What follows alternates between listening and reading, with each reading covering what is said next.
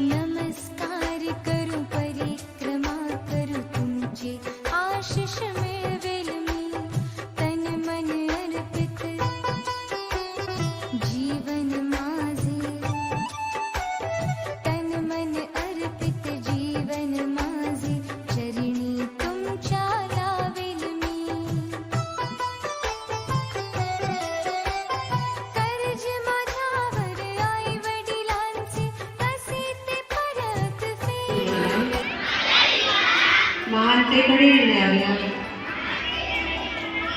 महानतेकडे नेणाऱ्या